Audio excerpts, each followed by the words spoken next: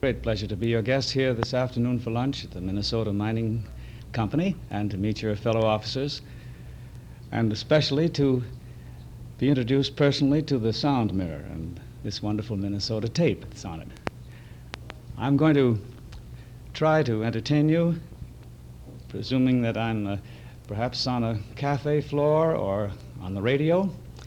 Suppose I were to sing you a song that I've been connected with for many years, which has always been a bond of friendship between my listeners and me. A song that goes like this. Moonlight and roses bring wonderful memories of you. My heart reposes in beautiful thoughts so true. June light discloses love's olden dreams sparkling anew. Moonlight and roses bring memories of you. Now with that, do you want to applaud Mr. Bush?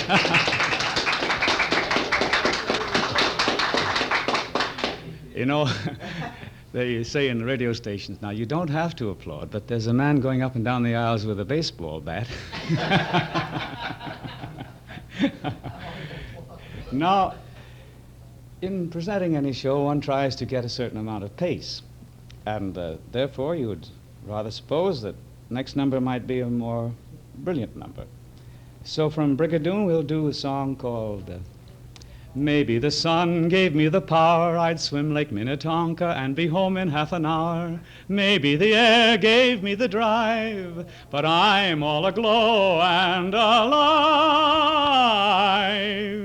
What a day this has been, what a rare mood I'm in. Why, it's almost like being in love. There's a smile on my face for the whole human race. Why, it's almost like being in love.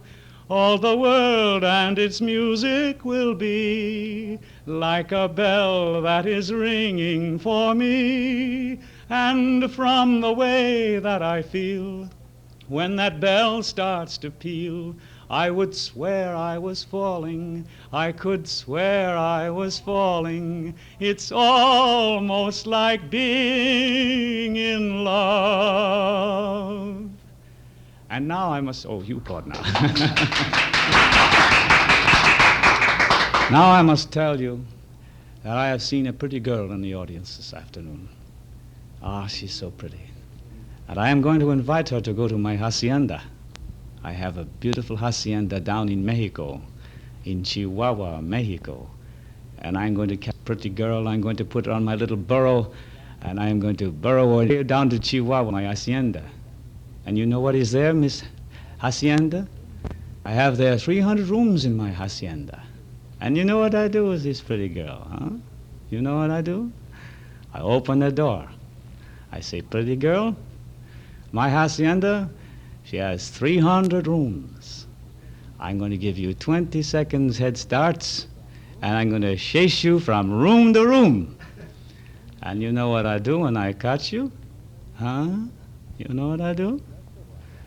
I'm going to rest a while. I'm no fool.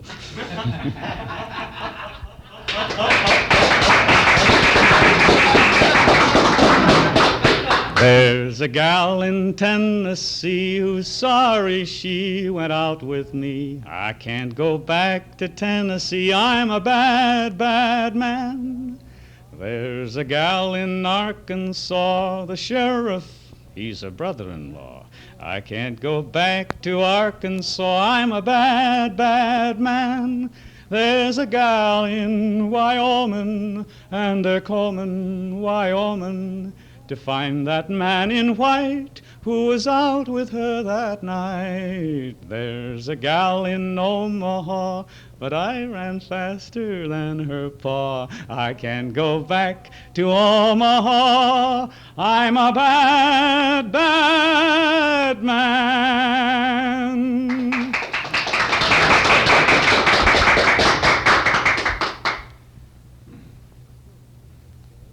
Children love a good story, something wholesome, something that mother likes to have a child hear, and father too. Something that is as old as the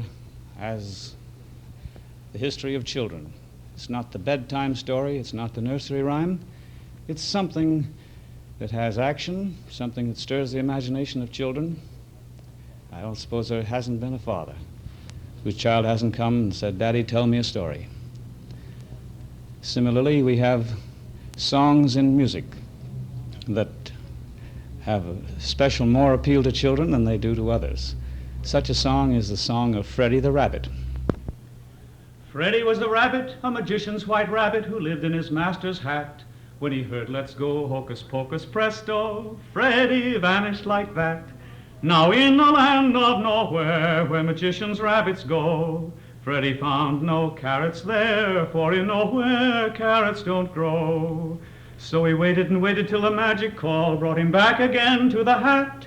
Hasenpfeffer, and Freddie came back like that. Now Freddie the rabbit hated this habit of going to a land so drear, so he said, "Someday the words I'll say, and I'll make the magician disappear. I'll send him off to nowhere," Freddie said with glee. "He'll find there are no carrots there, and he'll learn what happens to me. His magic tricks aren't hard to know, I can be just as weird.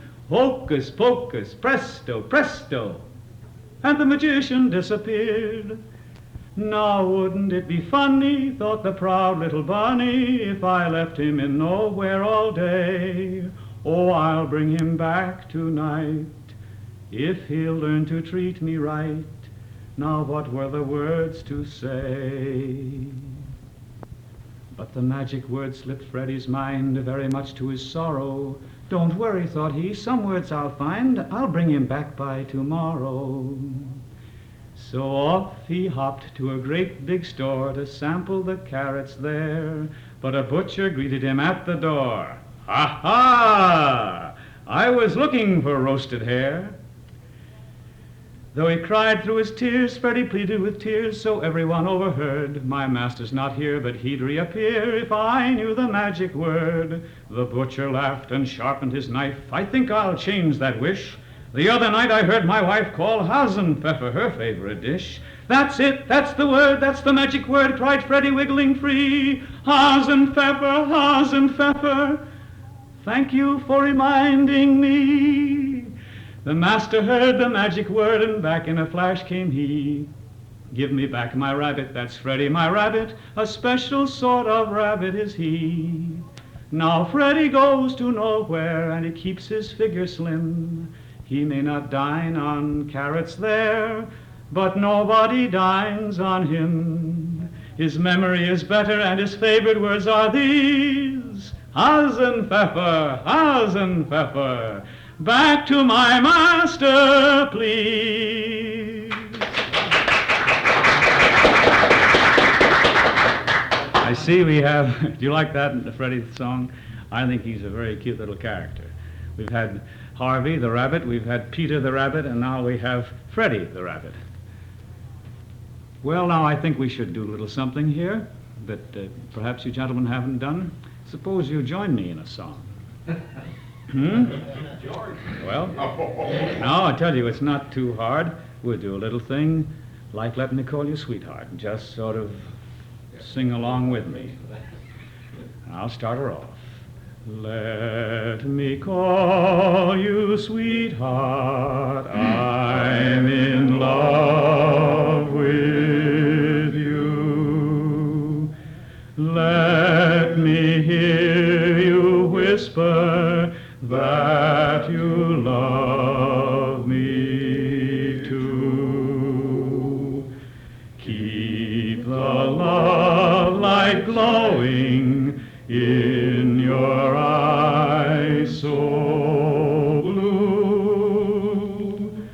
Let me call you sweetheart, I'm in love with you.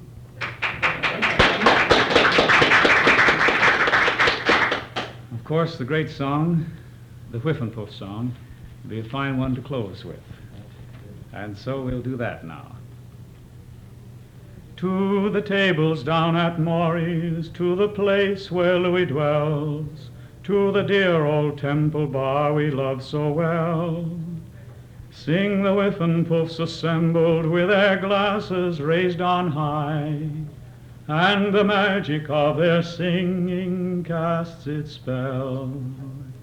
Yes, the magic of their singing, of the songs we love so well, shall I wasting and the Mavourneen and the rest. We will serenade our Louis while life and voice shall last. Then we'll pass and be forgotten with the rest. We are poor little lambs who have lost our way. Ba, ba, ba. We are little black sheep who have gone astray. Ba, ba, ba.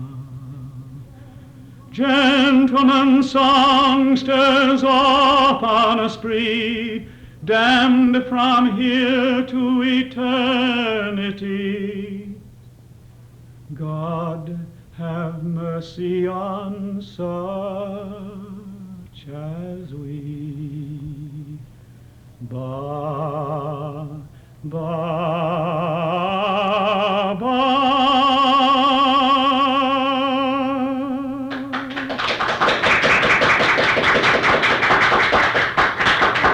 Thank you so very much, Mr. McKnight. We've had quite a little show here. I think we'll find now we've had at least 15 or 17 minutes. We'll see when we play it back. Thank you so much for your courtesy. It's been a great pleasure.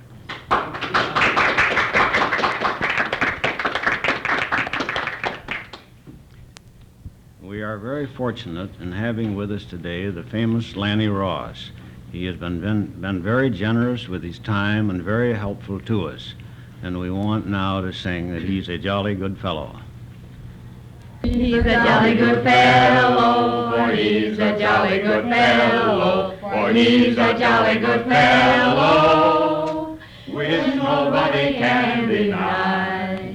Well, thank you very much, Mr. McKnight, for that generous musical toast. And it has been indeed a great pleasure. Well, thank you very much, Thank you. Lanny Ross. Thank you.